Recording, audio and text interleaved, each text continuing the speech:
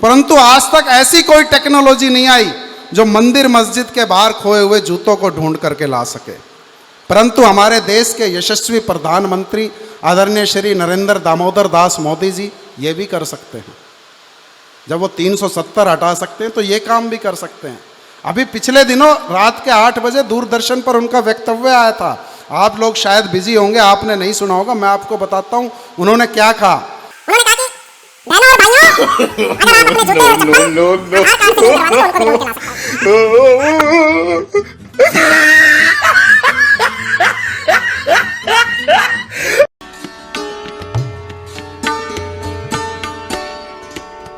और तालियां अभी भी ढंग से बज नहीं रही हैं। कुछ लोग पता नहीं क्यों संकोच कर रहे हैं। देखो, कोई ज़्यादा इसमें हो सकता है पहली बार आप इस तरह का कार्यक्रम कर रहे हो तो आपको ये पता नहीं कि कवि सम्मेलन में किस तरह से तालियां बजाई जाती हैं। तो बहुत आसान है, अच्छी खासी संख्या में मातृ शक्ति भी मुझे नज़र आ रही है। तो पहले मैं महिलाओं को बताता हूं कि किस तरह से तालियां बजाई जाती हैं। आपको कुछ नहीं करना है बहन जी, आप अपना सिर्फ दायां हाथ उठाइए और अपने चेहरे के सामने लाइए और फिर उसमें अपने पति देव की शक्ल देखिए। फिर देखना बायां हाथ कैसे अपने आप ऑटोमेटिक दाएं हाथ पर जाकर टकराएगा और तालियां गूंज उठेंगी। और पुरुषों के लिए भी बहुत आसान सरल तरीका है। आपको भी वही करना है जो मैंने महिलाओं को बताया है। आपको भी अपना दायां हाथ उठाना है और अपने चेहरे के सामने लाना है। और बाबूजी वो तो बिल्कुल मत करना जो मन मन सोच रहे हो आप। नहीं, जो शाम को 2 रोटी मिलती है ना, वो भी मिलनी बंद हो जाएगी। आपको तो देखनी है उस बिचौलिए की शक्ल जिसने आपका रिश्ता करवाया था।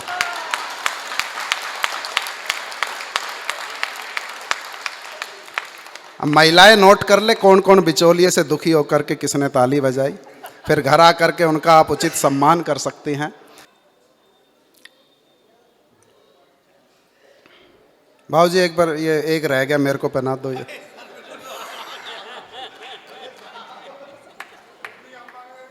नहीं, मैंने इसलिए मांग लिया, फिर उठ करके जाएंगे किसी और को पहनाने के लिए। इतनी मुश्किल से मैंने यहाँ माहौल जमाया था, परंतु खैर ये भी ज़रूरी औपचारिकताएं थी। मैं तो यही कह रहा था कि आप लोग बिल्कुल सही समय पर आए हैं। हम ही लोगों को थोड़ी देखो, अपना सम्मान अपने हाथ में ही है, खुद ही करवा लेना चाहिए, है ना। कोई बात नहीं, हो जाता है, ये हिंदुस्तान है और यहाँ पर इस तरह से चलता रहता है, देर सवेर आना जाना। परंतु पूरे हिंदुस्तान में एक जगह मैंने ऐसे देखी जो बिल्कुल समय के पाबंद हैं, कोलकाता। वहाँ पर कार्ड पे अगर प्रिंट है कि 6:30 बजे कार्यक्रम शुरू होगा तो 6:30 बजे डॉट शुरू हो जाएगा, ना 1 मिनट पहले ना 1 मिनट बाद। मुझे एक बार अवसर मिला कोलकाता में एक कवि सम्मेलन में जाने का। 6:30 बजे उस पर कार्ड पे प्रिंटेड था, 6:30 बजे कार्यक्रम शुरू हो गया। इंडोर ऑडिटोरियम था, कार्यक्रम शुरू हो गया। लगभग 20-25 मिनट बाद कार्यक्रम के एक विशिष्ट अतिथि पहुंचे। देखा तो गेट बंद, बाहर सिक्योरिटी गार्ड खड़ा हुआ। बोले जी गेट खोलो। बोले जी गेट नहीं खुलेगा, अंदर से आदेश है। बोले अंदर से किसका आदेश है? मैं कार्यक्रम का विशिष्ट अतिथि हूँ, तुम मेरे लिए गेट नहीं खोलोगे? बोले जी बिल्कुल नहीं खुलेगा। बोला मैं तुम्हारी बात करवाता हूँ आयोजकों से। बोला किसी से बात करवा दो, गेट नहीं खुलेगा। बोले क्यों नहीं खुलेगा? बोले अच्छा, गेट एक शर्त पर खोल सकता हूँ, अगर आप ये गारंटी ले कि गेट खुलने के बाद जो श्रोता भाग जाएंगे उनका हर्जाना कौन भरेगा? तो यहाँ पर तो गेट भी खुला हुआ है, ऐसी कोई दिक्कत भी नहीं है, लोग पीछे से जा भी सकते हैं। भाई साहब, आप जो कुछ लोग टहल रहे हैं इधर उधर, आप भी अपना स्थान देख करके बैठ जाइए। तो बस बात सिर्फ इतनी सी है कि देख पराई नार नजर का चंचल होना ठीक नहीं, कि देख पराई नार नजर का चंचल होना ठीक नहीं, रोज रोज ही घरवाली से दंगल होना ठीक नहीं। मुझे लगता है इनका रोज ही होता है। पता चल जाता है, किसी की दुखती नस पे हाथ रख दो ना, एकदम से उछल करके आता है वो, कि देख पराई नार नजर का चंचल होना ठीक नहीं, रोज रोज ही घरवाली से दंगल होना ठीक नहीं, और रंग जमाने में मेहनत व वक्त भी जाया होता है, और रंग जमा हो महफिल में तब हलचल होना ठीक नहीं। और जब ज़्यादा ओज का कवि जोश में आ जाता है तो सामने वाले श्रोताओं को भी जोश आ जाता है। ये हमारे विपिन शर्मा जी बैठे हुए हैं, बहुत ही अच्छे कोमल हृदय के कवि हैं, पत्रकार भी हैं। एक बार दीपक दिव्यांशु की कविता सुनकर इनको भी जोश आ गया भाव साहब, इनके अंदर की भी देशभक्ति जाग गई। दीपक दिव्यांशु की कविता सुनी और घर पहुंचे और घर जाते ही एक ही रट लगा ली, बोला सत्ता मेरे हाथ में दे दो हालात बदल दूंगा, सत्ता मेरे हाथ में दे दो हालात बदल दूंगा। कई देर होगी यही तमाशा करते हुए। इसकी घरवाली ने देखा, बोली इधर आ। बोले सुबह से पजामा उल्टा पहने घूम रहा है, पहले ये तो बदल ले, हालात बाद में बदल लिए।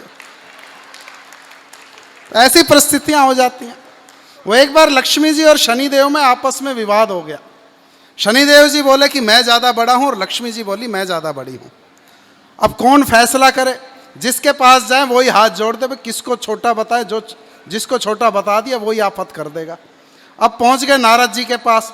अब नारद जी ने थोड़ी बुद्धि का प्रयोग किया, बोले एक काम करो, शनिदेव और लक्ष्मी जी से कहा कि आप जरा सामने उस दीवार को हाथ लगा करके वापस आइए। तो दोनों गए वहाँ, दीवार को हाथ लगा करके वापस आए। तो नारद जी बोले कि जिस समय आप लोग जा रहे थे तो उस समय जाते हुए मुझे शनिदेव अच्छे लग रहे थे, और जब आप वहाँ से आ रहे थे तो मुझे आते हुए लक्ष्मी जी अच्छी लग रही थी। तो शनिदेव प्रस्थान कर चुके हैं और अब मैं लक्ष्मी जी का आह्वान करना चाहता हूं।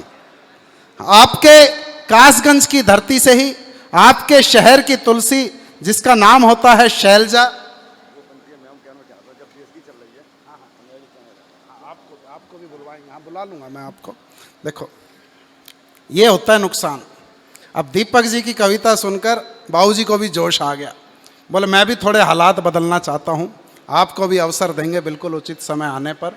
परंतु आप लोगों को टेंशन लेने की कोई ज़रूरत नहीं है भाई साहब, कोई भी टेंशन मत लो, क्योंकि यहाँ पर ये जितने भी कवि आए हैं ये आपको टेंशन देने नहीं आए हैं, टेंशन से मुक्त करने के लिए आए हैं। क्योंकि टेंशन तो आपके और हमारे रिश्तेदार ही बहुत दे देते हैं, और आपको किसी को टेंशन देना भी बहुत आसान है। किसी को टेंशन देनी हो, बाहर जाकर के सड़क पर किसी अनजान आदमी को नमस्ते बोल के चुपचाप निकल जाओ। अब वो सोचेगा हला कौन था ये, क्यों नमस्ते कर गया, दिमाग में टेंशन आ जाएगी। अच्छा कोई पति पत्नी जा रहे हैं, उसको कोई खूबसूरत सी लड़की नमस्ते कर जाए पति को, फिर देखो पूरे 1 महीने की टेंशन बुक हो जाएगी, कौन थी, क्या चक्कर चल रहा है, कहाँ गुलछर्रे उड़ा रहा है। और पति को अलग टेंशन, वो कहेगा उसको क्या बताऊं कि ये कौन थी मेरे साथ। तो भाई साहब ये तमाम तरह की टेंशन है। परंतु देखो, और कई लोग टेंशन देने के लिए क्या क्या कर जाते हैं। आपने यहाँ भी मैंने देखा, यूपी और हरियाणा लगभग एक जैसी संस्कृति है। हमारे वहाँ हम देखते हैं कि जो बसें जाती हैं रोडवेज की, बिल्कुल फुल्ली लोडेड, और कई बार इतनी भीड़ हो जाती है कि बस के अंदर भी सवारी, बस की छत पर भी सवारियाँ बैठ के जाती हैं। ये कुछ हैं हमारे जो संसाधनों की कमी है या अतिरिक्त जनसंख्या है, कुछ भी कह सकते हो।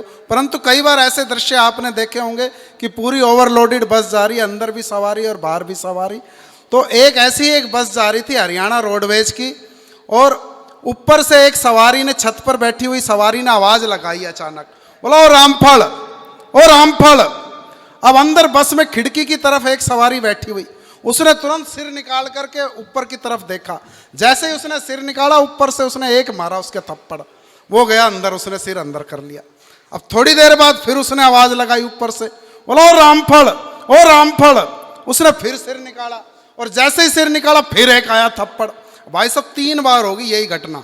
वो बोले रामफल, वो सिर निकाले, और वहां से ऊपर से आए थप्पड़। अब उसकी जो बगल में बैठा हुआ था वो बोला यार बड़ा बेवकूफ आदमी है तू, वो खुश हुए जा रहा है तेरे को थप्पड़ मार करके, और तू बार बार सिर निकाल रहा है। बोला होने दो अगले को खुश, साला टेंशन में तो जब आएगा जब उसे पता चलेगा मेरा नाम ही नहीं है रामफल। एकमात्र कवि है जो हमारे मंच पर, जो खुद ही अपने आप में 1000 वाट का हेलोजन बल्ब साथ लिए घूमते हैं। हाँ, तो मैं बता रहा था आपको टेंशन की बात। अब हमारे निर्मल जी टेंशन में आए हुए हैं, कभी सबरस मुरसानी जी की आओ भगत कर रहे हो, बेचारों की चोट लग गई। कभी परेशान टेंशन में आ जाते हैं कि हमारे लटूरी जी नहीं आए, कभी टेंशन में आ जाते हैं कि बारिश आ गई, अब क्या किया जाए, कैसे कार्यक्रम संपन्न होगा। तो ऐसे ही मैं बता रहा था, अपने हरियाणा में एक गांव में बारिश आ गई, पूरा गांव डूबने के कगार पे पहुंच गया। सेना की मदद मांगी गई, सेना से हेलीकॉप्टर आए गांव वालों को सुरक्षित निकालने के लिए। एक एक करके गांव वालों को निकाला जाने लगा। भाई साहब 5-6 घंटे हो गए सेना को मशक्कत करते हुए, आखिर में जो कमांडर वो परेशान हो गया, उसने बुलाया सरपंच को, बोला यार हमें बताया था आपके गांव की लगभग 500 की जनसंख्या है, तो इतनी देर में तो सारे गांव वाले निकल जाने चाहिए थे, 5-6 घंटे हो गए, 500 से ज़्यादा लोगों को हम निकाल चुके हैं और मुझे लग रहा है 500 लोग अभी भी गांव में, समस्या क्या है? 19-20 का हेर फेर तो समझ में आता है, यहाँ तो पूरा ज़मीन आसमान का फ़र्क है। तो सरपंच बोला जी देखो ऐसी बात है, ये गांव के बेचारे बहुत भोले भाले लोग हैं, आज तक इन्होंने कार की सवारी नहीं की, आप इनको हेलीकॉप्टर में घुमा रहे हो, आप जहाँ छोड़ के आते हो तैर के फिर वापस आ जाते हैं। और बोला भगवान कसम 2 बार तो मैं भी आ चुका हूं। तो देखो अगला टेंशन नहीं ले रहे, वो उस टेंशन में भी आनंद के पल ढूंढ रहा है। तो ऐसे लोग आप लोगों को हम चाहते हैं कि ये कभी ऐसा ही आनंद की अनुभूति करवाएंगे कि आप अपनी तमाम टेंशन्स को भूल जाएंगे। और यहाँ पर मैं देख रहा हूँ कि पुलिस की भी उपस्थिति होती है, आपको भी मैं विशेष नमन करता हूँ। पुलिस वालों का मैं भाई साहब बहुत सम्मान करता हूँ, बहुत ज़्यादा। 100 नंबर घुमाओ तुरंत आ जाएंगे ट्यूं ट्यूं ट्यूं करते हुए, और 100 का नोट तो तुरंत चले भी जाएंगे प्यूं प्यूं प्यूं। गलत बात पे हंस दिया आप। मैं हरियाणा की बात कर रहा था, तो मैं बात हरियाणा पुलिस की कर रहा था, उत्तर प्रदेश पुलिस की नहीं कर रहा था। मुझे अभी घर भी जाना है अपने सुरक्षित।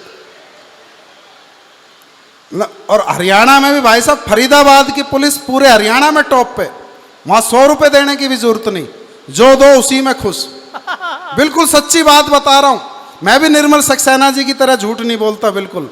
मैं घर से निकला स्कूटर लेकर के, जल्दी में हेलमेट पहनना भूल गया, रेड लाइट पे पकड़ लिया मेरे को, बोला भाई आजा साइड में चलान कटेगा। मैं जी गलती होगी, बोला गलती होगी तभी तो हम यहाँ खड़े हैं, चलान कटेगा तेरा। मैं जी बताओ, बोला क्या बताओ? मैं जी कुछ बताओ सेवा पानी। बोला चला 500 रुपये दे। मैं निकाला अपना पर्स, मैं कि देख लो 20 का नोट पड़ा है, लेना है ले लो।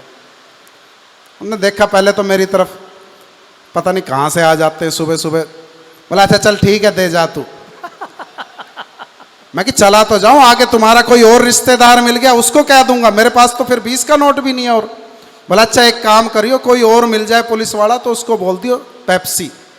मैं कि ठीक है जी। अब कुदरती 3 रेड लाइट बाद फिर नाका लगा के खड़े हुए पुलिस वाले, बोला भाई आजा साइड में, हेलमेट नहीं है चलान कटेगा। मैंने कहा जी पेप्सी। बोला अच्छा ठीक है जा। यार ये तो अपने हाथ में पासवर्ड लग गया। भाई साहब अगले दिन मैं जान के हेलमेट नहीं पहना।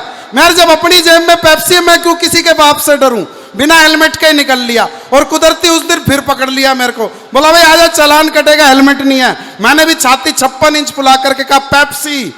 उसने कहा घना श्याणा मत ना बन, आज लिमका है, कहां पुरानी पेप्सी लिए घूम रहा है। देखो ये सिर्फ थोड़ा सा माहौल को आप लोगों के अनुकूल बनाने के लिए मैंने हल्की बात की, और आपने उस पर ठाका भी लगाया।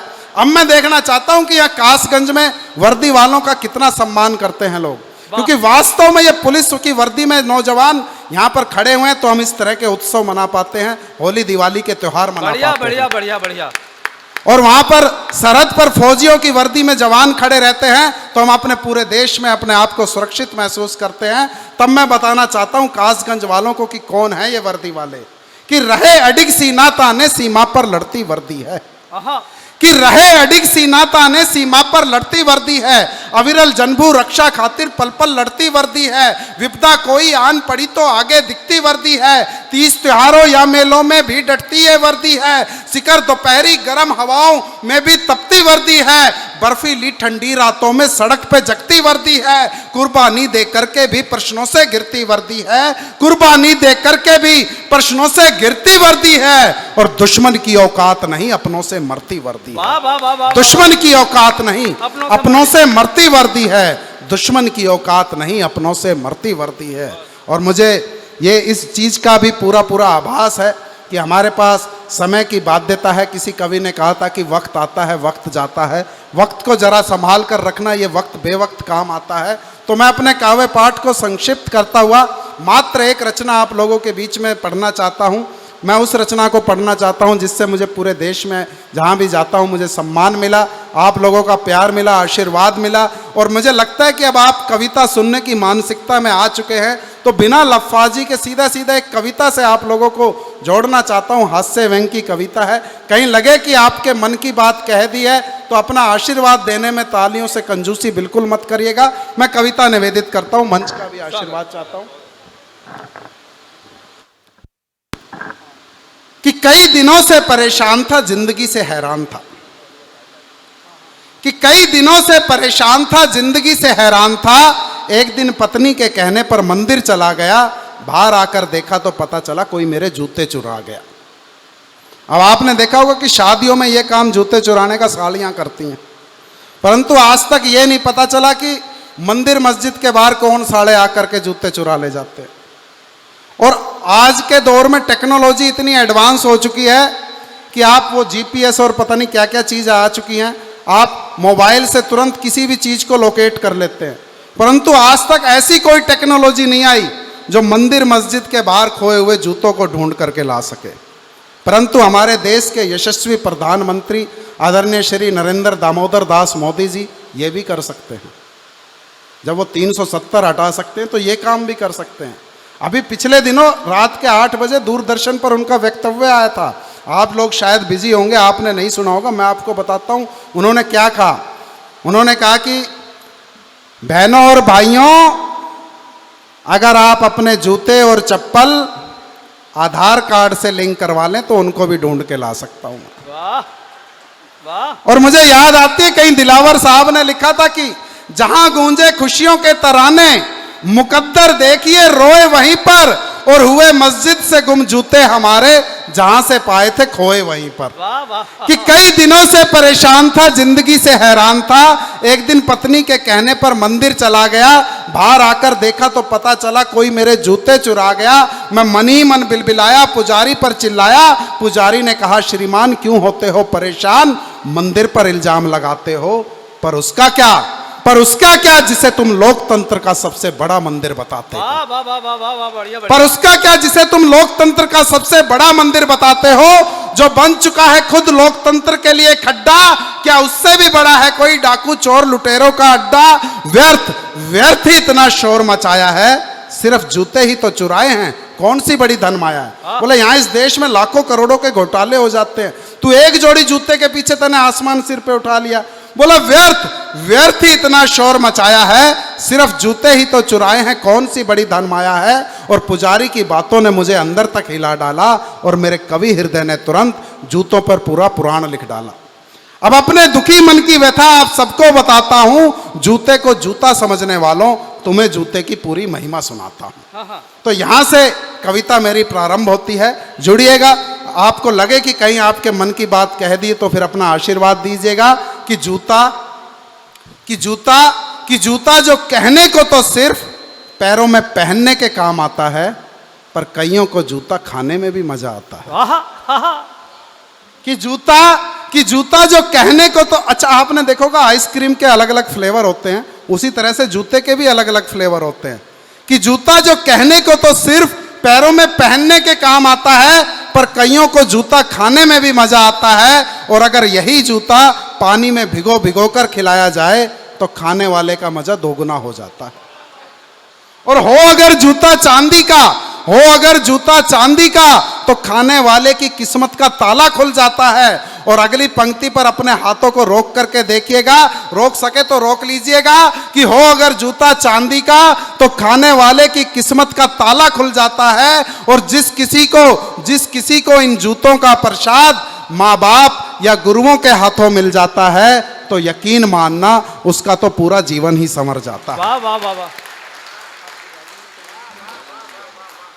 तो यकीन मानना उसका तो पूरा जीवन ही संवर जाता है। मगर गलती से अगर किसी को जूते खाने की लत लग जाए, हाँ। तो दोस्तों वो जूतों का यार कहलाता है। आहा। अगर गलती से किसी को जूते खाने की लत लग जाए तो दोस्तों वो जूतों का यार कहलाता है। और ऐसे लोग जूते के प्रति अपनी पूरी ईमानदारी बरतते हैं। वो ना प्यार की ना तकरार की, वो सिर्फ जूतों की ही भाषा समझते हैं। वाह वाह वाह वाह। वो सिर्फ जूतों की ही भाषा समझते हैं। और जूते को जरा भी कम मत समझना। और जूते को जरा भी कम मत समझना, जूतों का भी अपना गौरवमय इतिहास है, समय आने पर स्वयं को सिद्ध किया खास है। और अब एक छोटा सा तर्क रखता हूं आप लोगों के बीच में, अगर आपको लगे कि कोई ठीक सी बात कह दी हो, फिर से आप सभी का आशीर्वाद मांगता हूं कि जूतों का भी अपना गौरवमय इतिहास है, समय आने पर स्वयं को सिद्ध किया खास है। जूतों के पूर्वज जिन्हें कभी चरण पादुका या खड़ाओं के नाम से जाना गया था, एक समय उन्होंने ही 14 वर्ष तक अयोध्या पर राज किया था। वाह वाह वाह वाह वाह वाह वाह वाह वाह वाह। एक समय उन्होंने ही 14 वर्ष तक अयोध्या पर राज किया था।